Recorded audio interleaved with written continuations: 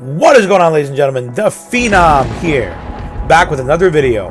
And today, I'm going to be giving a review of the 2026 Elimination Chamber pay-per-view, premium live event, whatever you want to call it. I'm still going to call it a pay-per-view. But let's dive right into it. First off, checking out the Women's Elimination Chamber match. A lackluster Elimination Chamber match, except for this woman right here. Raquel Rodriguez absolutely snapped. That double elimination, I have never seen anything like that in my life. She deserved the win, but they didn't give it to her. And you had Triple H at the end saying like, "Oh, and Raquel in the Elimination Chamber match and all this good stuff about her." But I just know for a fact he's not going to do anything with her. Nothing will happen. Triple H is always talking about getting in new stars and all this stuff and giving them a chance, and then you give them a chance and you do nothing with them. Nothing. We need to see Raquel at least have a singles champion. She doesn't have to be the world champ, but at least give this woman the Intercontinental Championship or the United States Championship. Give it to somebody who's actually going to fight for them. Becky, AJ Lee, yeah, okay, that's great. Maybe she should face AJ Lee for it. Give her a bigger push like that. And Julia has the Women's United States Championship. What is she doing with it? But my rant is over. This match, the Women's Elimination Chamber match, I'm going to be rating it out of 1 to 10. And I'm going to be giving the Women's Elimination Chamber match only because of what Raquel did. It gets a solid 6.5. 6.5 out of 10. If Raquel didn't get that double elimination, then this match would have most likely been a 4 out of 10. Raquel was the star of the show. She needs some good consequences for it. And then we're going with the winner, Rhea Ripley. You know what? It would have been a much better win if Jade was actually defending her championship. But instead, she just walks in on SmackDown, and that's all she does. She walks in, she walks out. She does not defend that belt, and so it means nothing. If she was constantly fighting every single week with that belt, and every single week demolishing everybody who steps in her way, and let's say one day Rhea Ripley walked out and challenged her and she said no, and then now because Rhea Ripley won this, now Jade would be terrified because the woman she didn't want to fight is here to fight her. That would have been great. That's what I would have done if I was on the WWE writing team, but I'm not. We have the worst writers in WWE history. We'll get over that for a second. But yeah, 6.5 out of 10 for the Women's Elimination Chamber match. This match, I liked it. I really did enjoy it. I think AJ Lee put on a great performance. That face, that face is a little weird over there. But I think she put on a great show for her first singles match back in WWE since a very long time. I think it's been over I think it was 13 years or 14 years or something. But yeah, I think AJ Lee versus Becky Lynch was a really, really good match overall. I'm gonna have to give it a 7 out of 10. I don't think it was one of the greatest matches I ever watched. And I just realized I never talked about Tiffany Stratton's performance in this match. Raquel did amazing, and also Tiffany Stratton with a busted nose went on and finished the match, and she was shoving the referee away. I love what she was doing. It's like, get out of here. Let me finish my match, and we can figure it out afterwards. But yeah, Tiffany Stratton put on an amazing performance.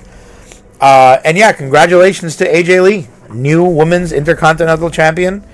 The only problem is that she's definitely not going to defend it. I don't know what the new era, you see the new era Triple H keeps talking about is this. They keep making new champions, and they never defend them. AJ Lee's next match guaranteed will be at WrestleMania. And if she wins, I guarantee you her next match will not be at Backlash. It'll probably be at Money in the Bank for all you know. Or SummerSlam even. It's just, I don't know why they keep putting the belts on the people who don't wrestle. Okay. This match was amazing. And here's why. Because there was no interferences. Nothing. Finn Balor lost clean. And that's something we've been missing in WWE for a long time. And also, I really, really, really hope that Finn Balor will be back to the Prince. Give us back Finn Balor. I don't know who this character was for the last 3 years, but that was not Finn Balor. When he comes out to his original team and he's himself and he fights the way he fights, I'm sorry, very few people on the modern roster can compete with the real Finn Balor. Give us back real Finn Balor. Let him win the championship soon down the road. I'm all here for it. This match gets an 8 out of 10. I really enjoyed every bit of this match. Congratulations to CM Punk retaining. Kind of obvious he was gonna, but whatever.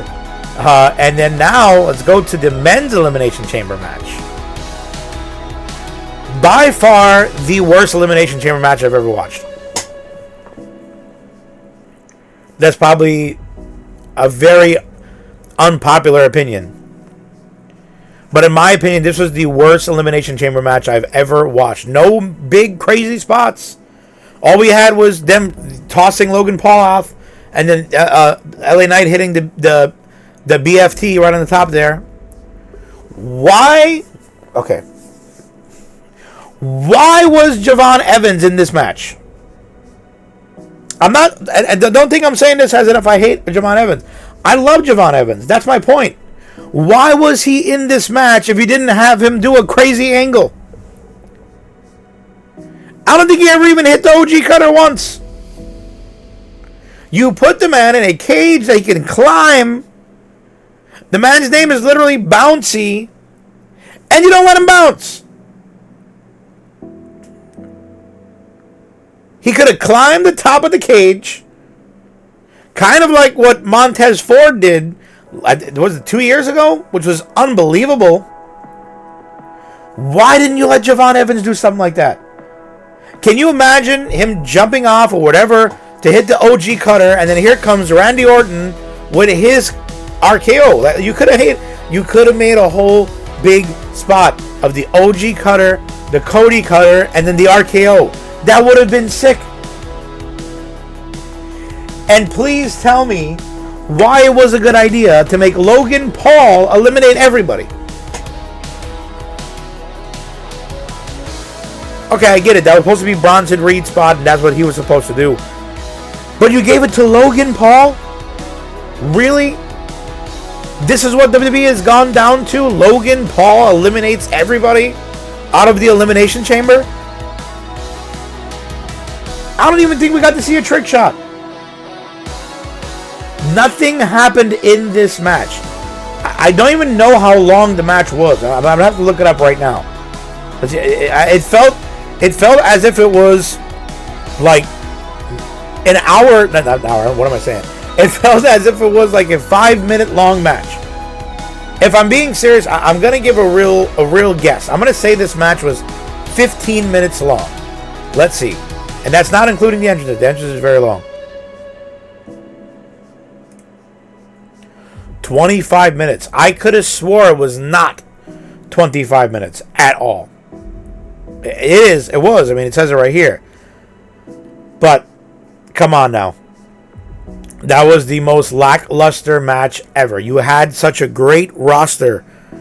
Trick Williams and Javon Evans could have stole the show, but you guys didn't allow it.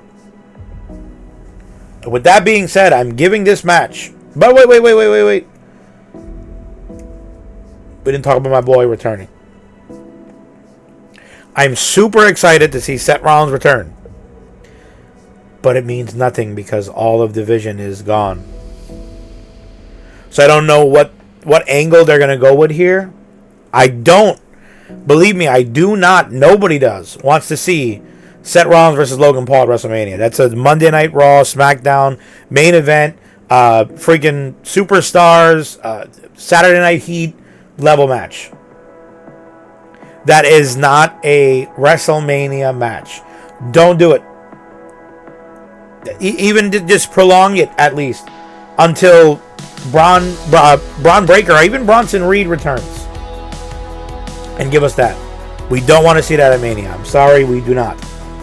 And I know I'm not speaking for myself. I know a lot of people agree with me. But welcome back, Seth Rollins. I'm really excited to see what he's going to do. I love that he has people from his actual school there, from Brave and Black. So that's really cool.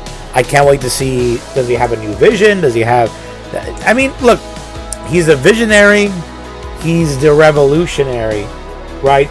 So I think it would be really cool if he names this new faction the Revolution. That would be sick. Like Evolution, Revolution. Look, apart from Seth Rollins returning, which is really cool. I love the way they did it. I'm giving this match a 4. If it wasn't for Seth Rollins returning, it probably would have gotten a 2. But I must say, I am really happy, stoked that my boy Randy won. It's going to be a really cool WrestleMania main event. I'm not going to lie. I mean, Randy Orton versus Cody Rhodes versus Jacob Fatu versus Drew McIntyre. I hope that's what they're going to do. And if they do that, man, that would be sick. Unless, what I'm thinking, the only other angle they can go with this is that Cody wins on SmackDown and then fights Randy Orton at WrestleMania. And we get Randy versus Cody for WrestleMania, which would make sense because then they would get their ticket sales they've been crying about. So, I don't know. I don't know where they're going to go with it. I hope we get the Fatal 4-Way. I think it'll be a really cool match. Give us like a crazy stipulation, like a Hell in a Cell. Give us something crazy like that, and then you'll sell tickets, WWE. But with that being said, my rant is over. Overall, the pay-per-view from 1 to 10, I'm giving the entire pay-per-view, I'm going to go with a 5. Like, if I could have not sat there for the few hours it was on and not watch it, I probably would have go back and do that. But it is what it is. It's over. I watched it already. It's done. I hope you guys liked the video. If you did, if you agree with my rant, please leave a comment down below. Let me know what you thought. If you disagree with my rant, leave a comment down below. Let's argue. Phenom out.